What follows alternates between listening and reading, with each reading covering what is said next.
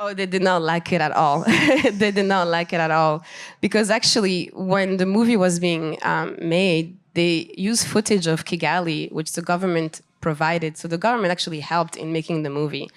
And they didn't like, in the end, when my dad had a big platform and was known globally, he decided to use that platform to speak about the realities of the country. They started the story of the fact that many Hutus were also killed during the genocide, because at the time that it came out 10 years after the genocide, and the winner gets to tell the story in many contexts. And Kagame really told the world that there was all these bad Hutus who killed the Tutsis, and very simplified what happened. But it was more complex than that. And they had done some level of truth and reconciliation within small villages and communities, using our traditional way of, say, justice, where you get the, that group together and you have the chief of the village or the elder kind of trying to resolve conflict. Used to be about, oh, Femi stole my milk, something like that. And now we're using this system to talk about, like, oh, this person killed my mom, or this person killed my husband. So there was some level of reconciliation, but it became very politicized. And my father had this dream of having a real truth and reconciliation, similar to what happened in South Africa, bringing a lot of everybody on the table and reflecting on what happened on all sides and try to grow from there. And when he was speaking about that, and also speaking about the realities of the country at that time, the regime did not like him. And like, how dare you speak badly about our country? And they quickly turned and started saying that Hotel Rwanda was all a lie. They wrote books about how it was all a lie. They paid people. And the president had a big speech, I think in 2005, 2006, where he said that there's Hollywood-made heroes and the real heroes are in Rwanda. And so there's a big ego thing about it too, from the guy.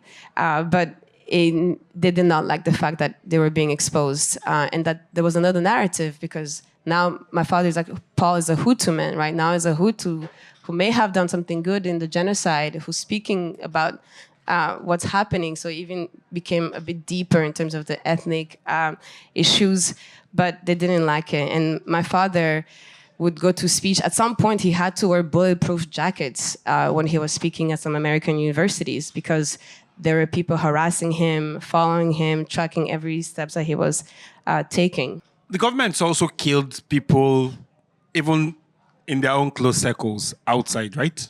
Yes. One of the big murder that's really known is the guy who kind of put together the Rwanda intelligence that we see today. He was killed in South Africa. Anybody who turns against Kagame or has questions about what Kagame is doing is eliminated, sadly. Yeah. So they are brutal. And so your dad's popular now and spotlighting what's happening, what the regime is doing.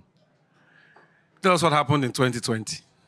So, I also want to give another context. My parents, he would tell us these things that he's being followed, and they would always tell us to be careful. I was in the United States studying, I will come back to Belgium, living my life completely disconnected a little bit of the horrific behavior of the Rwandan government. And my parents would always say, like, be careful when you go out at night. They can track you to get to us. And I used to think they were paranoid. After university, I started working in international development. I was doing global health, mostly on HIV/AIDS project. And they told me I cannot travel to East Africa. And I used to think these people are exaggerating again.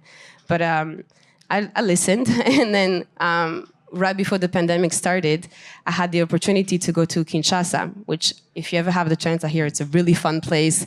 And so I wanted to go, but there's a lot of Rwandans who are there. And I had this plan of being in the plane and calling my parents. Like, I was the last one at the office who could do this, so I have to go. And then they told me that at my office that we would have to go to Goma, which is a region now taken by this M23 group. And there I was like, okay, maybe that's a little too close to home.